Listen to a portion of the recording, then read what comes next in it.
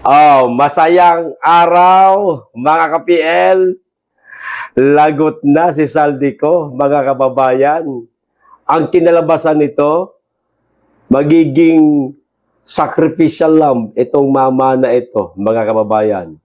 Sa dinami-dami po ng mga sangkot di umano dito sa napakalalang korupsyon na sa ating bansa, hindi lang sa maanumalyang flood control project, baka si Saldico po ang magbabayad ng lahat ng mga yan, mga kababayan.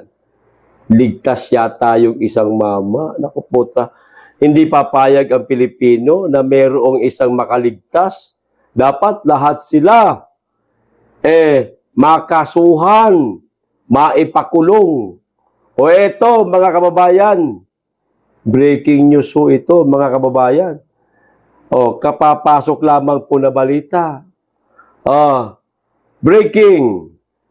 The Department of Justice will now request a blue notice for Ako Bicol Party List Representative Saldico.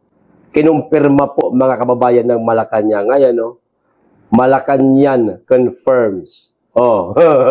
Lagot na si Saldico. Hahanapin na siya, mga kababayan. Ito pa, a blue notice from Interpol aims to locate, identify, or obtain information on a person of interest in a criminal investigation. Yan, mga kababayan. Interpol po, mga kababayan, nanggagaling o manggagaling itong blue notice. Maliwanag na ito, mga kababayan, na kapag natagpuan nila si Saldico, imposibleng hindi, makukulong, makakasuhan. Lahat ng mga paratang doon sa iba, sa kanya ibabaling. Ako sa'yo, Sir Saldico, bago ka pa po nila masakote, bago ka pa nila mahuli, meron ka pa namang mga ilang araw na makakapagtago ka pa at meron ka mang sariling social media. Ganun din naman mag-ingay ka sa social media. Hindi ka rin naman na makokontak o matatawagan ni Martin Romualdez at ng iba pang mga kakilala ninyo dahil di umano, ayon kay Madam Yeda, na-i-block mo na daw sa messenger si Martin Romualdez. Pangatawanan mo na, sir. Total, na-i-block mo na sila. Ikanta mo na sa social media, sa sarili mong platform. Kung ano mang platform meron ka ngayon, na alam mong napakaraming followers at napakaraming maaaring makapagbasa o makakaalam, isiwalat mo na, sir. Oo, isiwalat mo na lahat ng mga nalalaman mo. Kung talagang sangkot ka sa bagay, napakarami ng lumabas na mga testimony, nakasabwat ka daw, aminin mo na lang. Aminin mo na ganoon nga ang nangyari. Tama yung sinabi nung isa, tama rin ang sinabi nung isa. Wala kang pasisinungalingan. Tanggapin mo ang katotohanan at aminin mong nagkasala ka. Pero ang pinaka-importante, bago ka nila mahuli, sir, ikanta mo na sila, sir. Huwag kang papayag na ikaw lang ang makukulong samantalang napakarami ninyo. Ang mga nakinabang, nagkaroon ng kwarta dahil sa pangingialam nyo sa kaban ng bayan. Ikanta mo na. Huwag ka lang matakot. Ganon din naman ang kinabagsakan niyan, sir. Kahit na manahimik ka or hindi, no? Makukulong ka rin kasi ikaw na ang iniipit nila ngayon. Ito, meron na ngang blue notice na magmumula o manggagaling sa Interpol. Sunod niyan, sir, pag nailabas na yung blue notice na yan, kasi sa ngayon, nagre-request pa lang sila, pagka lumabas na yan, sir, Pwede ka nang arestuhin saan ka mang panig ng mundo at iuwi ka dito sa ating bansa.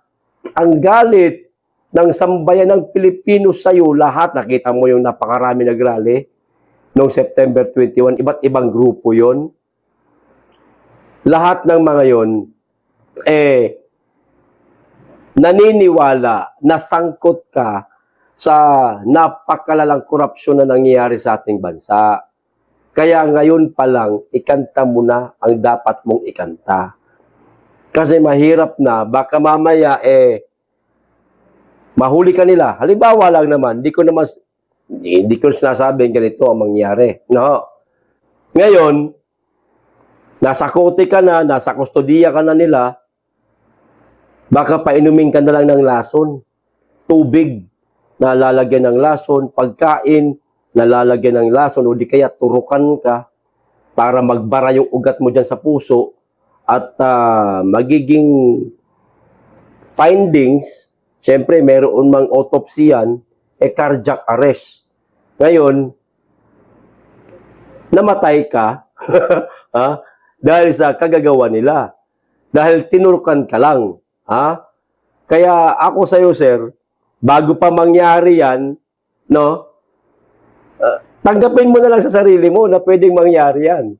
Kasi, ang kalaban mo, hindi basta-basta Pero syempre, manalangin ka rin na huwag kang bawian ng buhay. Yung makalaban ka ng patas, maikanta mo sila. Yan ang pinakamainam na gawin mo, sir.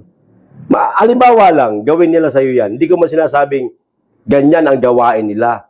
No? Para sa paraang pagpapatahimik sa mga maaaring kumanta sa kanila, idawit sila. Lalo na't may katotohanan pa di umano. Bago pa mangyari yan, sir. At higit sa lahat, huwag mo nga yang mangyari sa iyo yan, kumanta ka na. Gamitin mo ang social media account mo. Lahat ng mga ebidensya na meron kang hawak ngayon, mga conversation, mga text messages, mga message sa kung ano-ano mga platform, no? At kung meron pang mga CCTV footage, isama nyo na yan. O ipakita mo. Lahat, wala kang iiwan. At pag dumating ang araw na mahuli ka na nila, lahat ng mga inilabas mo sa media, iisa-isahin mo yan, ipapaliwanag ngayon. No? Iisa-isahin mo yan. At siguradong paniniwalaan ka ng ating mga kababayan kasi meron kang inilabas ipinakita ng mga ebidensya ikanta mo na.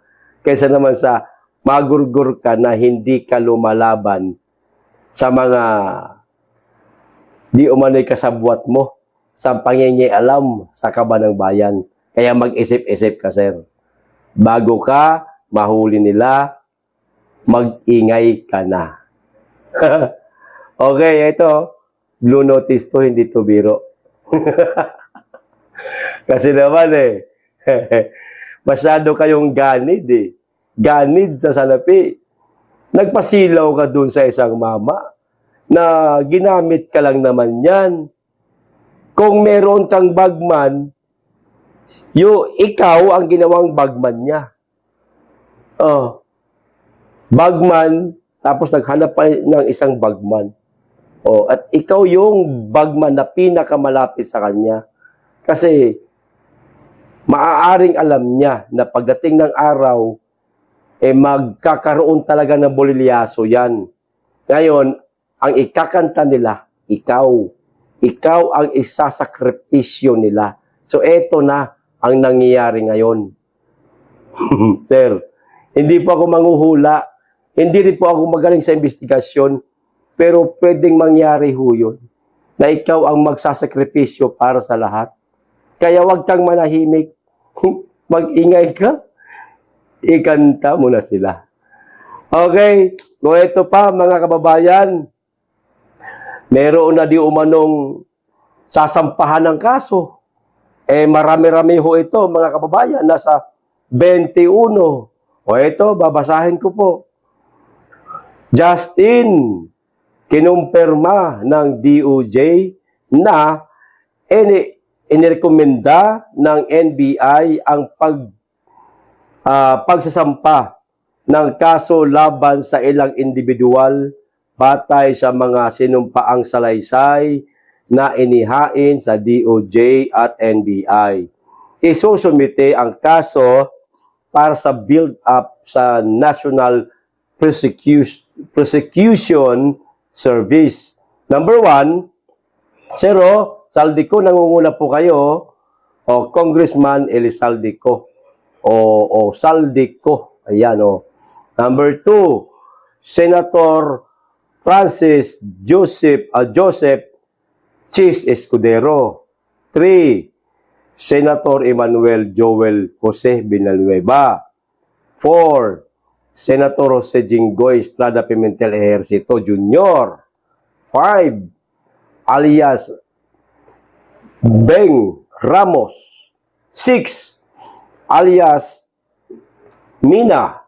7, Undersecretary Mary Mitch Lim. Michi Kahayon Uy. Ayan. 8, Mr. Maynard S. Ngu. Naku, napakarami nito mga kababayan. 9, former Senator Ramon Bautista Bong Revilla Jr. na naman. Pag napatunayan, kalaboso na naman silang dalawa ni Jinggoy, mga kababayan. Number 10, Miss Carlene Y. Villa. Ayan. 11, Undersecretary Roberto R. Bernardo. 12, Engineer Henry C. Alcantara.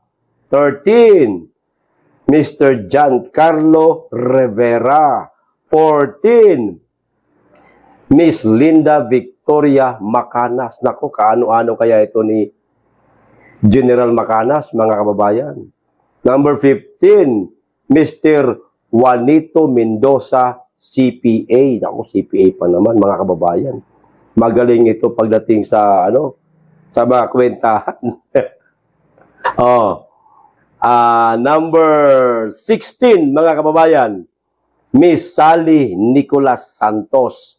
17, Mr. Jesse Mahusay. Dami nga, 18, alias Andre Balatbat.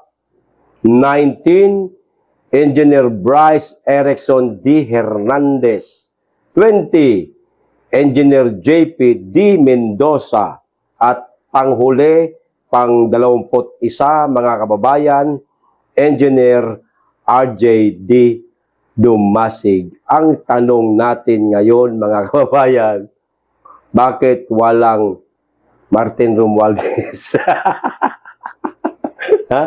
Dito sa binasa natin, mga kababayan. Ilang beses pong pinangalanan si Saldico at Romualdez, hindi lang ng mga kontraktor katulad ni Diskaya. Di ho ba, mga kababayan? Maliwanag yun. Narinig natin yun. Recorded yun. Anumang oras, makikita natin yun sa mga YouTube channel na pinangalanan, idinawit, sangkot di umano, si Martin Romualdez. Yung Saldico, nandito na. Nandyan na yung pangalan niya. Bakit wala yung pangalan niya?